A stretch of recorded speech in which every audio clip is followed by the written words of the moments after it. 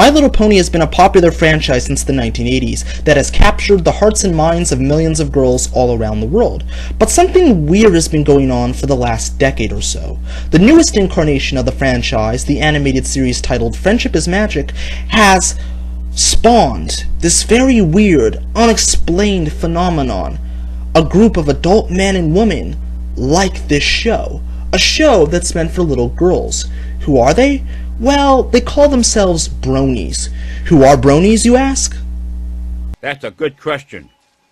Well, I'm glad you asked, because today I am super excited because we're going to delve into the history of Bronies. So strap yourselves in, Space Rangers, because we're going on a magical adventure to Ponyland. My Little Pony Friendship is Magic was created by animation veteran Lauren Faust. Hasbro had enormous success rebooting the Transformers franchise, and they wanted the same treatment for My Little Pony. Faust was specifically selected as the creative developer because of her long and storied career in animation, and also because Hasbro felt she was the perfect fit for it. While she was reluctant at first, she eventually came on board. Her reasons for doing so were because she wanted to make a girl-centric animated series that could appeal to a mainstream audience rather than the intended target audience of girls. She also wanted to avoid the vapid subject matter and terrible writing that had permeated most animated shows for girls up until that point. The show officially premiered on October 10th, 2010 on the Hub Network with the episode Friendship is Magic Part 1. A week after the show's premiere, animation website Cartoon Brew published an article that criticized the show's existence and used it as an example of the so-called end of creator-driven TV animation. The article also argued that putting a talent like Faust on a show like this was, quote, part of a trend towards a focus on profitable genres of animation such as toy tie-ins to deal with a fragmented viewing audience and overall an admission of defeat for the entire movement, a white flag waving movement for the TV animation industry, end quote. The article was a scathing opinion piece that criticized executive-driven TV animation. What it really did was increase the show's awareness, which in turn spawned the unexpected adult fan base that we know today as Bronies. Image board 4chan had discussed the show on several occasions before the Cartoon Brew article was published, but after it was published, discussion about the show exploded on the site, with users posting using phrases from the show like any pony, every pony, and no pony, instead of anybody, everybody, and nobody. The show had become so popular that 4chan created a dedicated forum for it, and while discussion continued on 4chan, it would soon expand to other sites and forums like Equestria Daily and PonyChan. Within months, the show's adult fanbase adopted the name Brony, which is a portmanteau of the words bro and pony. According to two surveys done by Herd Census, the average age of a Brony is 21 years old, with 63% seeking a college degree or higher qualification. 81.1% of the fanbase is male, while 17.8% were female. The show's popularity among adults is attributed to its all-ages approach, as many of the jokes are aimed directly towards an adult audience. The well-rounded and relatable characters are also a big factor in the Brony obsession. In addition to this, many mainstream news outlets and websites have spotlighted Bronies, highlighting them as an example of breaking normal social conventions. If you want an indication of how popular Bronies are, they have their own convention called BronyCon, which began in 2011 with 100 attendees and continued to grow year after year. The 2015 event in particular drew in over 10,000 attendees, which is absolutely insane for a subculture that was born out of adults liking a show that's targeted for little girls. Bronies had become more than just a subculture, they were a full-on pop culture phenomenon that defied the norms of social convention. The Brony fandom has been acknowledged and embraced by several members of the show's creative team, including Faust herself. In an article on Wired.com, she said she was quite surprised by the show's adult fanbase, and had not fully expected adult men to like it. Quote, "This might be a little short-sighted on my part, but I just assumed that any adult man who didn't have a little girl wouldn't even give it a try. The fact that they did, and that they were open-minded and cool enough and secure in their masculinity enough to embrace it and love it and go online and talk about how much they love it, I'm kind of proud," end quote. One of the show's writers, Amy Keating Rogers, spoke about the show's positivity, stating, quote, "The show itself has such a positive message, and that's what the Bronies seem to respond to. There's so much cynicism and negativity out there in so many shows, and the show promotes kindness and generosity," end quote. The creative team often interacts with Bronies, with the show's supervising director, Jason Thiessen, stating, quote, "As soon as the episode airs, I can go online and see people's responses in real time," end quote.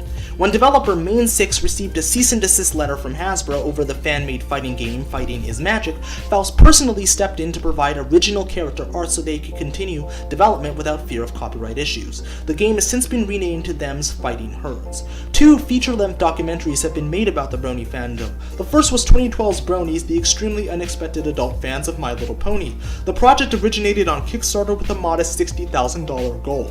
It surpassed that in 4 days, and the scope of the film naturally increased with Faust and voice actress Tara Strong joining the film as executive producers. By the end of its run, it became the second highest funded Kickstarter film with a grand total of $322,000.22. The film eventually released on November 4th, 2012 to a mostly positive reception from Bronies, while critics had a mixed reaction. The second film was A Brony Tale, which was self-funded by writer-director Brent Hodge. It centered around voice actress Ashley Ball from her initial reaction to the Brony fandom to her appearance as the guest of honor at BronyCon 2012 in New York City. The film released on July 8th, 2014 and received mostly positive reviews with an 89% rating on Rotten Tomatoes. Fan-created characters have made their way into the show. A good example of this would be the character Derpy Hooves, which was coined by 4chan after she appeared in the background in the first episode of the series. She made her official appearance in the episode The Last Roundup.